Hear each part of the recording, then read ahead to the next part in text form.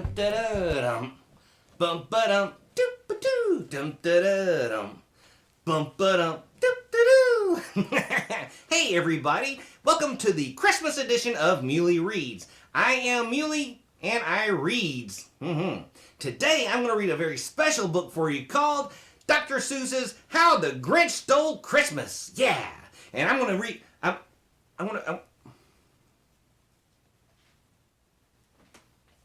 Hey, is the book back there? No? Okay, Well, I thought I had a book to read, but I don't seem to have the book here. I mean, how am I supposed to read this? By Christmas magic? I mean, where's the book? Oh.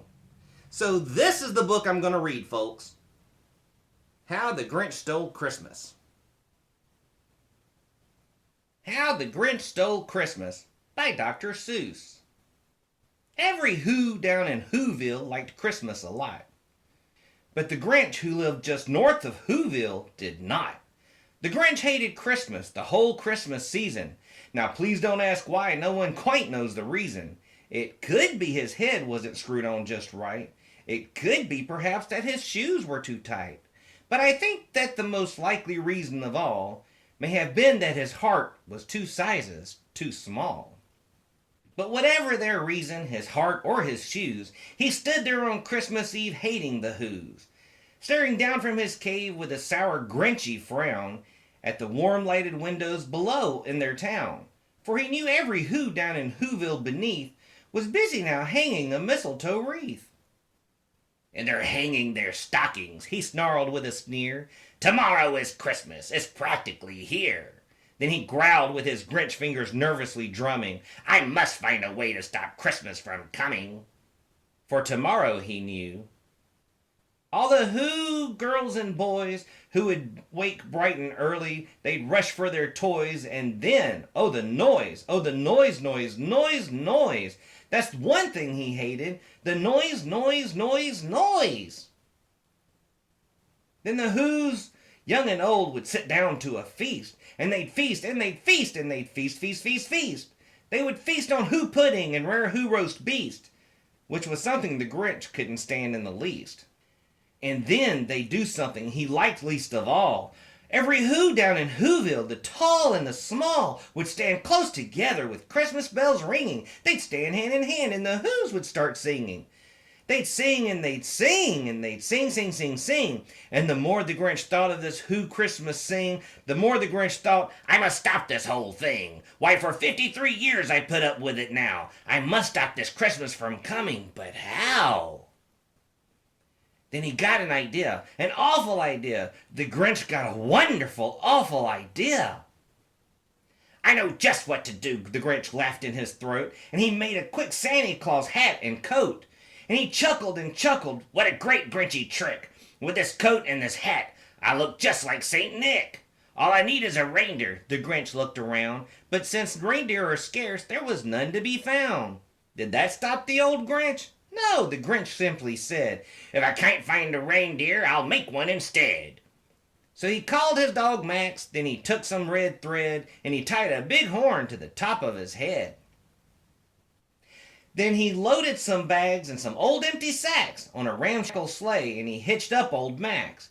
Then the Grinch said, get up, and the sleigh started down toward the homes where the Whos lay a snooze in their town. All their windows were dark, quiet snow filled the air. All the Whos were all dreaming sweet dreams without care. Then he came to the first little house on the square. There's a stop number 1, the old Grinchy Claus hissed, and he climbed to the roof, empty bags in his fist. Then he slid down the chimney, a rather tight pinch, but if Santa could do it, then so could the Grinch. He got stuck only once for a moment or two, then he stuck his head out of the fireplace flue, where the little Who stockings all hung in a row. These stockings, he grinned, are the first things to go. Then he slithered and slunk with a smile most unpleasant around the whole room, and he took every present. Pop guns and bicycles, roller skates, drums, checkerboards, tricycles, popcorn and plums. And he stuffed them in bags. Then a Grinch very nimbly stuffed all the bags one by one up the chimbley. Then he slunk to the icebox. He took the Who's feast. He took the Who pudding. He took the roast beast. He cleaned out that ice box as quick as a flash. Why, that Grinch even took their last can of Who Hash. Then he stuffed all the food up the chimney with glee. "And now," grinned the Grinch, "I will stuff up the tree." And the Grinch grabbed the tree and he started to shove, when he heard a small sound of the coo of a dove. He turned around fast and he saw a small Who, little Cindy Lou Who was not more than 2. The Grinch had been caught by this tiny Who daughter, who got out of bed for a cup of cold water. She stared at the Grinch and said, "Santa Claus, why? Why are you taking our Christmas tree? Why?"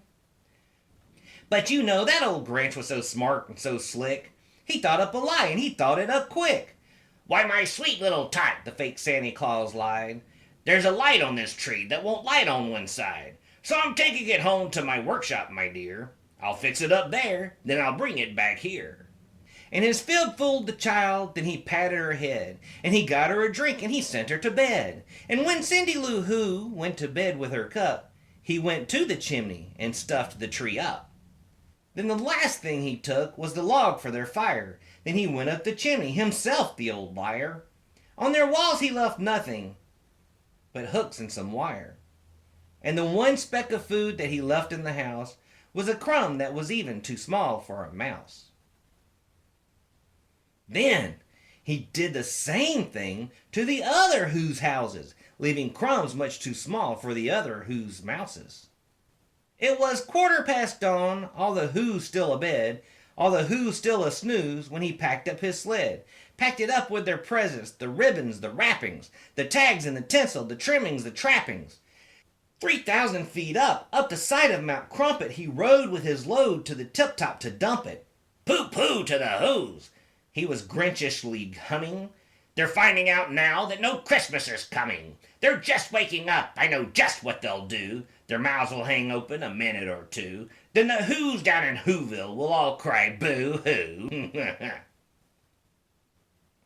"That's a noise," grinned the Grinch, "that I simply must hear." So he paused, and the Grinch put a hand to his ear. And he did hear a sound rising over the snow. It started in low, then it started to grow. But the sound wasn't sad. Why, this sound sounded merry. It couldn't be so, but it was merry, very. He stared down at Whoville. The Grinch popped his eyes, then he shook. What he saw was a shocking surprise. Every Who down in Whoville, the tall and the small, was singing without any presents at all. He hadn't stopped Christmas from coming. It came, somehow or another. It came just the same. And the Grinch, with his Grinch feet ice cold in the snow, stood puzzling and puzzling. How could it be so? It came without ribbons, it came without tags, it came without packages, boxes, or bags. And he puzzled 3 hours till his puzzler was sore. Then the Grinch thought of something he hadn't before. Maybe Christmas, he thought, doesn't come from a store. Maybe Christmas, perhaps, means a little bit more. And what happened then? Well, in Whoville they say that the Grinch's small heart grew 3 sizes that day. And the minute his heart didn't feel quite so tight, he whizzed with his load through the bright morning light. And he brought back the toys and the food for the feast. And he himself, the Grinch, carved the roast beast. The end. Well, isn't that interesting that I could tell that story without even having a book in front of me? Christmas miracles really do happen. And speaking of Christmas miracles, isn't it wonderful how the Grinch's heart just changed so much once he realized that he could be liked and loved? Yeah. And always remember, don't be a Grinch. Be the person who helps share love. Yeah, sharing love is the greatest gift of all. And always remember, Muley loves you. Yeah. So, Christmas cookies.